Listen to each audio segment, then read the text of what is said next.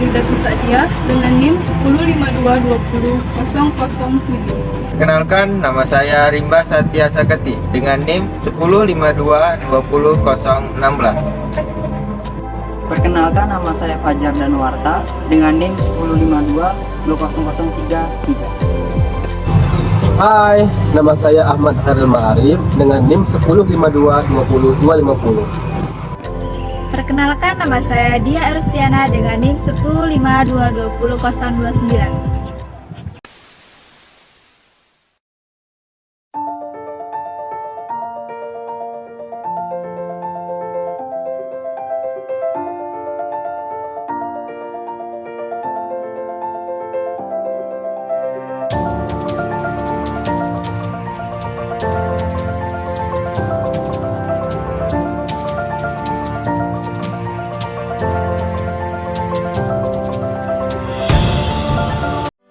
Baiklah, di sini saya akan menjelaskan materi pertama, yaitu mengenai fungsi organisasi. Fungsi organisasi adalah fungsi manajemen yang berkaitan dengan penyusunan dan pengelompokan pekerjaan, penetapan hubungan kerja, dan pendelegasian wewenang dan tanggung jawab. Fungsi ini bertujuan untuk menciptakan struktur organisasi yang efektif dan efisien untuk mencapai tujuan organisasi.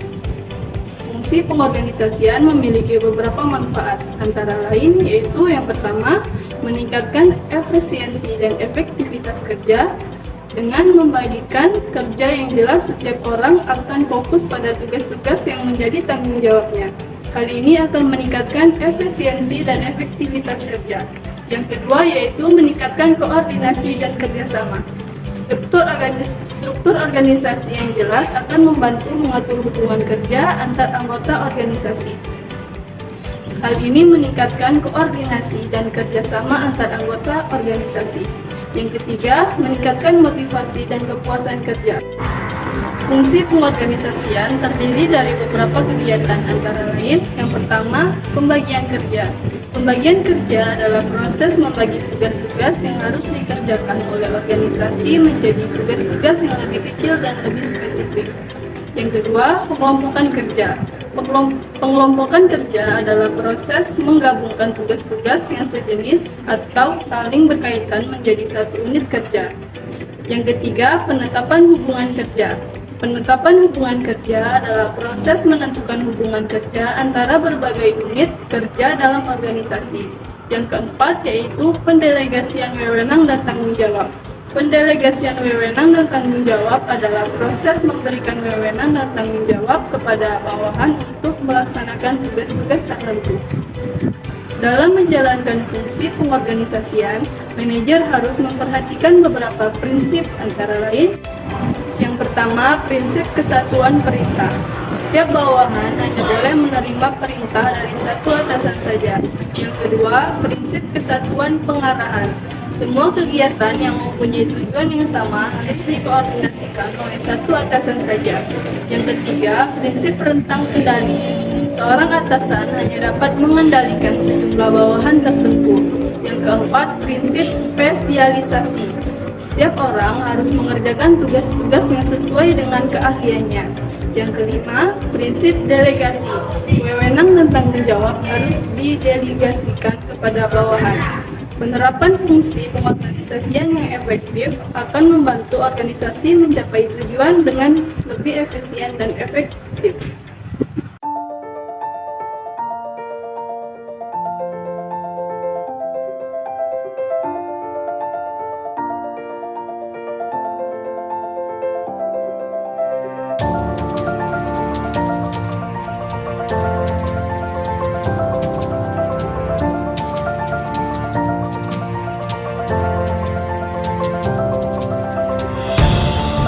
Baiklah, saya akan menjelaskan materi selanjutnya, yaitu wewenang. Wewenang adalah hak untuk melakukan atau memerintah sesuatu. Wewenang merupakan salah satu unsur penting dalam organisasi. Fungsi wewenang pengorganisasian adalah sebagai berikut. 1. Menunjang pencapaian tujuan organisasi. Wewenang diperlukan untuk menggerakkan sumber daya organisasi untuk mencapai tujuan organisasi. Yang kedua yaitu meningkatkan efisiensi dan efektivitas kerja. Wewenang dapat membantu mengatur hubungan kerja antar anggota organisasi sehingga dapat meningkatkan efisiensi dan efektivitas kerja. Yang ketiga, meningkatkan koordinasi dan kerjasama. Wewenang dapat membantu menciptakan struktur organisasi yang jelas sehingga dapat meningkatkan koordinasi dan kerjasama antar anggota organisasi. Yang keempat yaitu meningkatkan motivasi dan kepuasan kerja.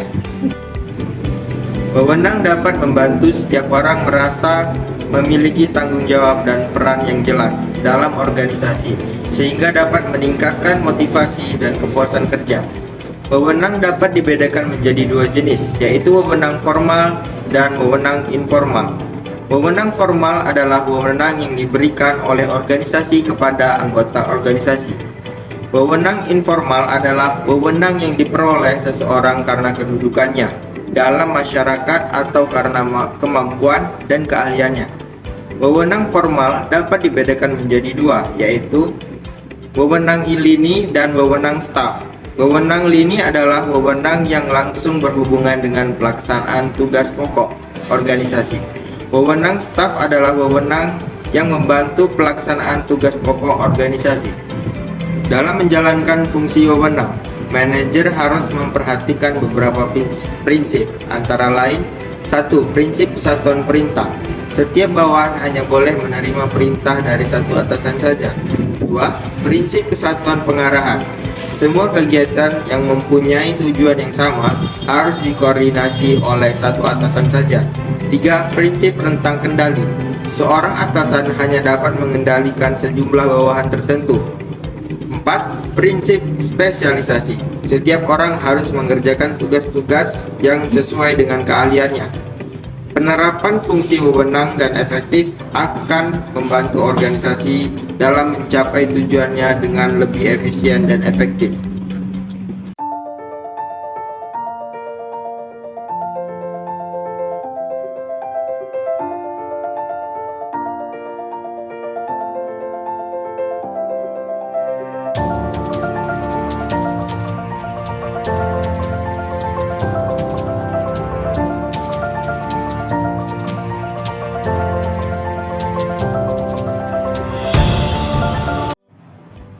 Baiklah, saya akan melanjutkan materi selanjutnya, yaitu fungsi hubungan organisatoris.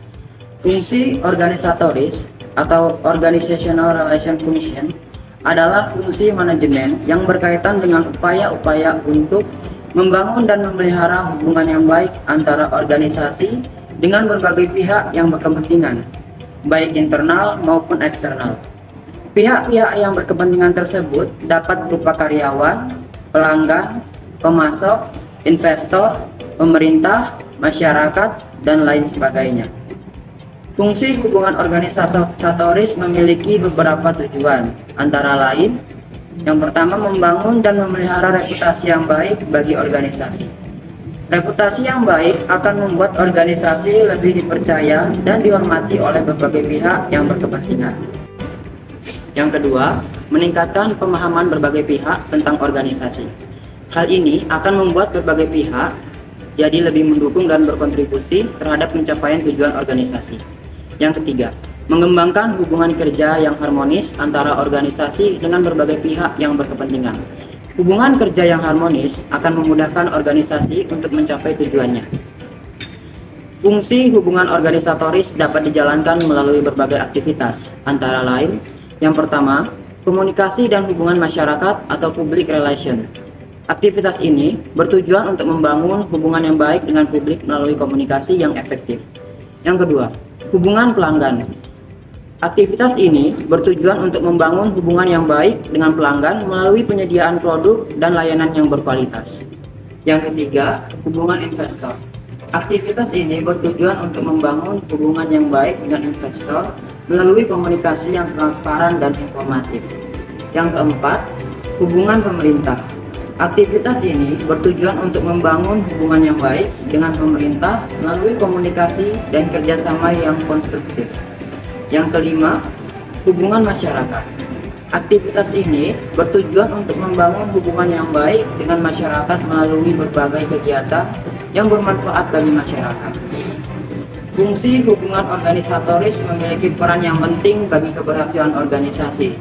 Organisasi yang mampu menjalankan fungsi hubungan organisatoris dengan baik akan memiliki reputasi yang baik, pemahaman yang baik dari berbagai pihak, dan hubungan kerjasama yang harmonis dengan berbagai pihak yang berkepentingan.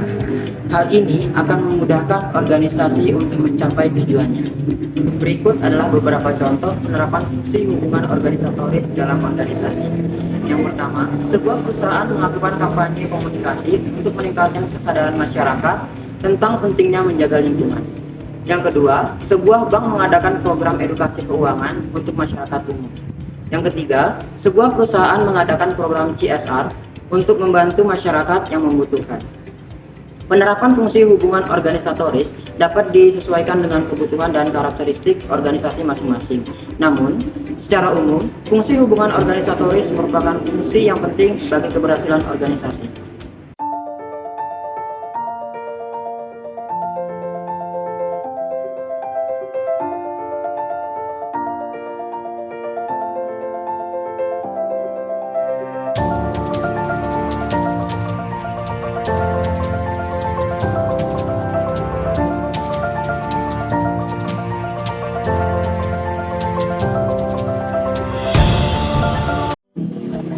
Struktur organisasi.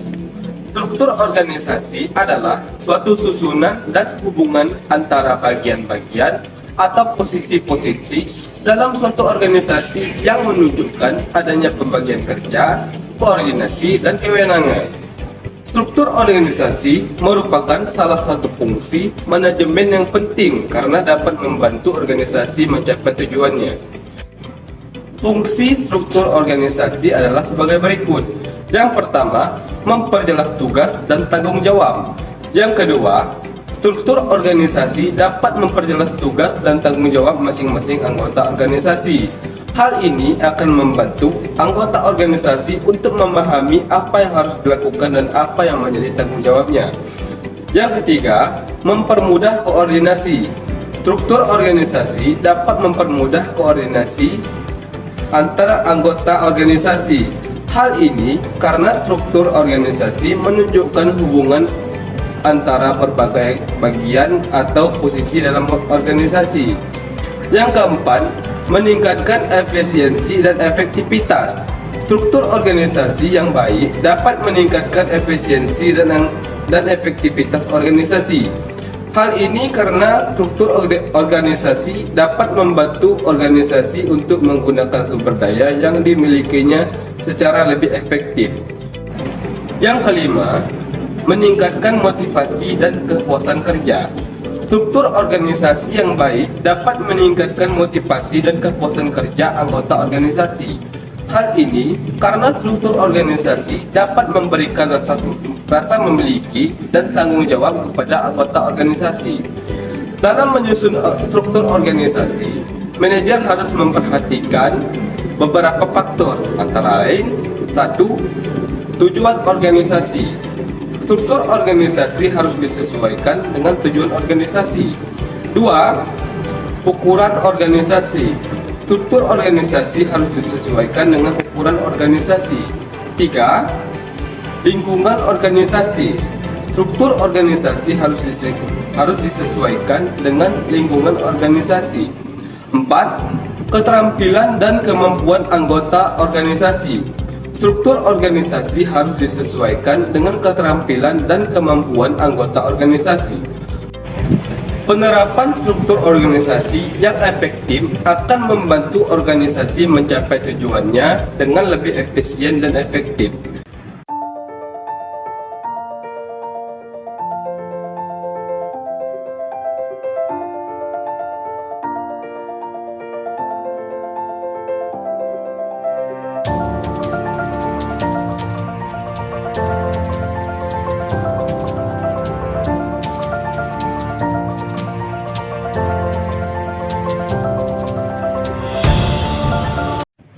Baiklah, di sini saya akan menjelaskan materi yang terakhir, yaitu departementasi. Departementasi adalah proses pengelompokan kegiatan-kegiatan dalam organisasi menjadi unit-unit kerja yang lebih kecil dan lebih spesifik. Departementasi merupakan salah satu fungsi manajemen yang penting karena untuk membantu organisasi mencapai tujuannya. Fungsi departementasi adalah sebagai berikut. Yang pertama, memperjelas tugas dan tanggung jawab. Departementasi dapat memperjelas tugas dan tanggung jawab masing-masing anggota organisasi. Hal ini akan membantu organisasi untuk memahami apa yang harus dilakukan dan apa yang menjadi tanggung jawabnya. Yang kedua, mempermudah koordinasi. Departementasi dapat mempermudah koordinasi antara anggota organisasi. Hal ini karena departementasi menunjukkan hubungan antara berbagai unit kerja dalam organisasi. Yang ketiga, meningkatkan efisiensi dan efektivitas. Departementasi yang baik dapat meningkatkan efisiensi dan efektivitas organisasi. Hal ini karena departementasi dapat membantu organisasi untuk menggunakan sumber daya yang dimiliki secara lebih efektif. Yang keempat, meningkatkan motivasi dan kepuasan kerja. Departementasi yang baik dapat meningkatkan motivasi dan kepuasan kerja anggota organisasi. Hal ini karena departementasi dapat memberikan rasa memiliki dan tanggung jawab kepada anggota organisasi. Dalam menentukan bentuk departementasi, manajer harus memperhatikan beberapa faktor antara lain. Yang pertama, tujuan organisasi. Bentuk departementasi harus disesuaikan dengan tujuan organisasi. Yang kedua, ukuran organisasi. Bentuk departementasi harus disesuaikan dengan ukuran organisasi. Yang ketiga, lingkungan organisasi. Bentuk departementasi harus disesuaikan dengan lingkungan organisasi. 4. Keterampilan dan kemampuan anggota organisasi. Bentuk departementasi harus disesuaikan dengan keterampilan dan kemampuan anggota organisasi. Penerapan departementasi yang efektif akan membantu organisasi mencapai tujuannya dengan lebih efektif dan efisien. Berikut adalah beberapa bentuk departementasi yang umum digunakan. Yang pertama, departementasi fungsional. Departementasi fungsional adalah bentuk departementasi yang mengelompokkan kegiatan-kegiatan berdasarkan fungsinya. Yang kedua, departementasi produk. Departementasi produk adalah bentuk departementasi yang mengelompokkan kegiatan-kegiatan berdasarkan produk yang dihasilkan. Yang ketiga, departementasi wilayah. Departementasi wilayah adalah bentuk departementasi yang mengelompokkan kegiatan-kegiatan berdasarkan wilayah geografis. Yang keempat, departementasi pelanggan. Departementasi pelanggan adalah bentuk departementasi yang mengelompokkan kegiatan-kegiatan berdasarkan jenis pelanggan. Pemilihan bentuk departementasi yang tepat harus disesuaikan dengan kebutuhan organisasi. Sekian, terima kasih.